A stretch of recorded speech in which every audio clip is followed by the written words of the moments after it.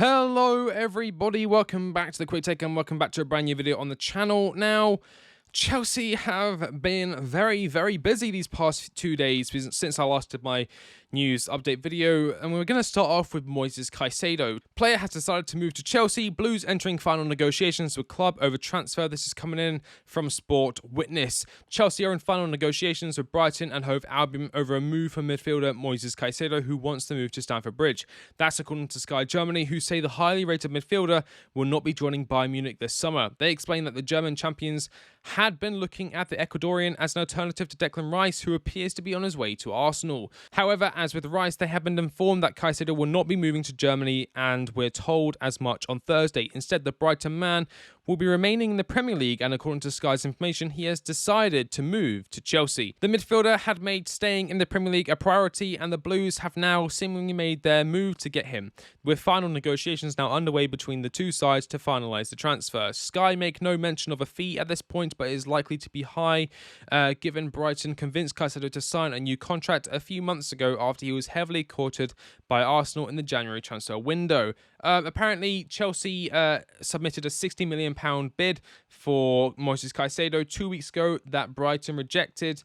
This is coming in from David Ornstein, and apparently the club are looking at Romeo Lavia, Kone, Sandro Tonali, and Nicolo Barella among alternatives. That is David Ornstein reporting for The Athletic, and all I can say is I think we're going to improve our offer. I think it's going to take 80 to 85 million pounds to persuade Brighton to let their man go, and I think he will be a Chelsea player. I think we will pay it. But in other news coming out from David Ornstein, this was reported literally 20 minutes ago. Chelsea have agreed terms with Nicolas Jackson, intend to strike deal with Villarreal. 35 million euro clause if needed. 21-year-old striker has committed. Honestly, I feel like this could turn out a bit like Benoit Badiashile. You know, when we signed him, I wasn't too aware of the player he was and what he would bring, and I was happily surprised. And I feel like this could be a similar situation with Nicolas Jackson. I think he could join and actually become one of our more consistent players. I've got a weird feeling. Usually it's the players that are below 50 million that actually do better than the ones that are above 80 million. It's weird, but that's just how it works sometimes. Moving on into other news, this is Kai Havertz updates to Arsenal. Understand Kai Havertz has given green light to Arsenal contract bid after positive indications. No problems on personal terms. Arsenal and Chelsea in contact. No chance for £75 million, but Chelsea will be flexible. Bayern informed, but still quiet. Real 100% out of the race.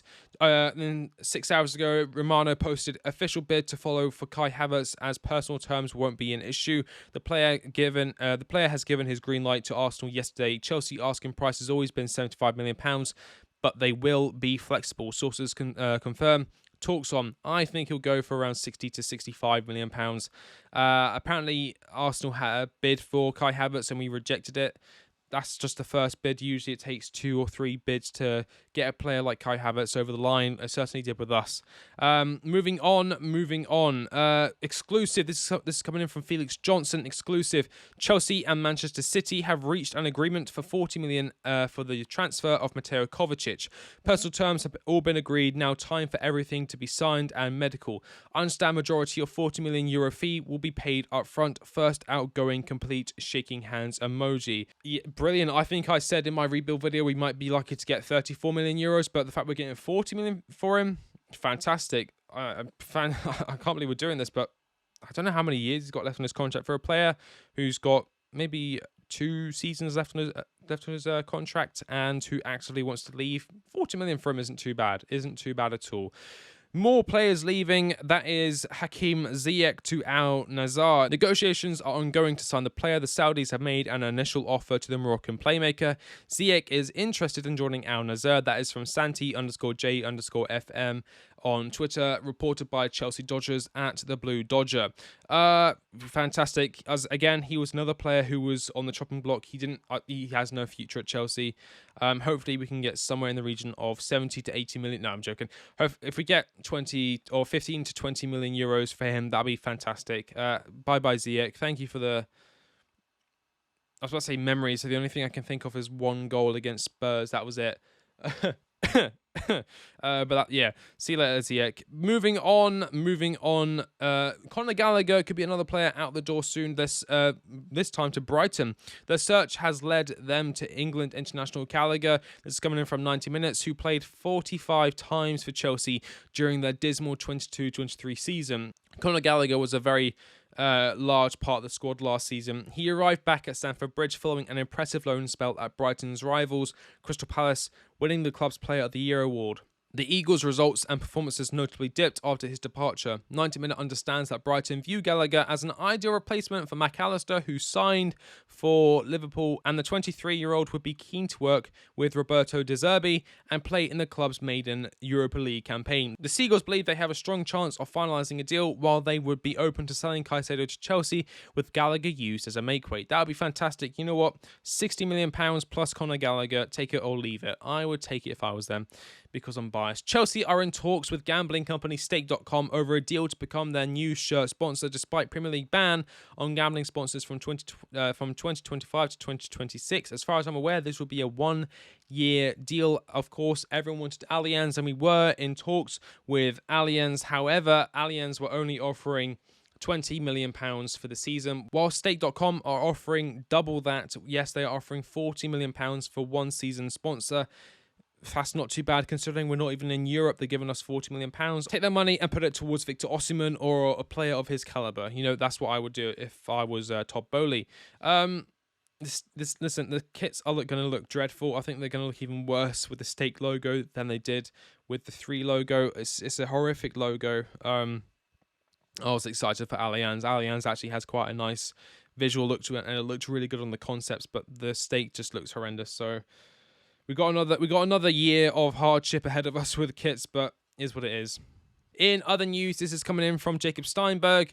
Chelsea could bid for Nicolas Jackson next week, and sources have indicated an offer for Gabri Veiga could arrive soon. As mentioned earlier, Chelsea have actually agreed terms with Nicolas Jackson, so yeah, a bid will be coming in the next few days, I would imagine.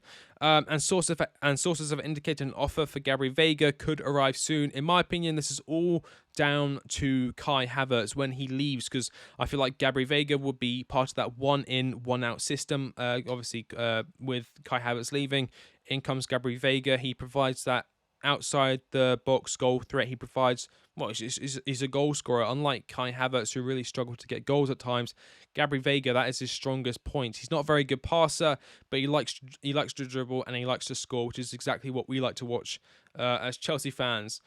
And moving on into one of our final stories, but not the final story, Kalidou Koulibaly has been linked with a move to Al Hilal. As some of you may be aware, Koulibaly is on £295,000 a week, and so a move away to a Saudi club who can cover his wages, his wage demands, is just brilliant news. Hakim Ziyech isn't on small wages either. Hakim Ziyech brings in £100,000 a week, so with those two leaving, that alleviates nearly £400,000 a week. Now, this also does open up the opportunity for Levi Colwill to find a more significant place in the squad. Kalidou Koulibaly and Benoit Badiashile would have inherited that left centre-back role, but now it will just be between Levi Colwill and Benoit Badiashile. Fantastic news, and we've got a bright future ahead of us in that centre-back position. I've got a feeling about it. Trust me on this thing. Trust me. Chelsea have announced a list of players who have recently been released, and one player sticks out amongst the rest. That is Timu Bakayoko. Timu Bakayoko has had a weird time at Chelsea. He wasn't very good when he came in. He was one of the players brought in by Marina in a really bad transfer window, and he cost us quite a lot. It was more than, if I remember correctly, it was more than £40 million. Back then, that was quite a lot, and he's had terrible loan spells wherever he's gone, and he's finally off the books, and all I can say is bravo. Bravo. So that's about it for today's news update for you guys. Let me know your thoughts in the comment section down below. Who do you think Chelsea should sell next? Who would you want us to sign next? Let me know in the comment section down below. And if you haven't already, make sure you've liked the video and subscribe to the channel. We're coming up to 10,000 subscribers. Everybody who helps me towards that goal will get a high five at some point. Thank you all so much for watching. I've been The Quick Take, and I'll catch you in the next one. See you later.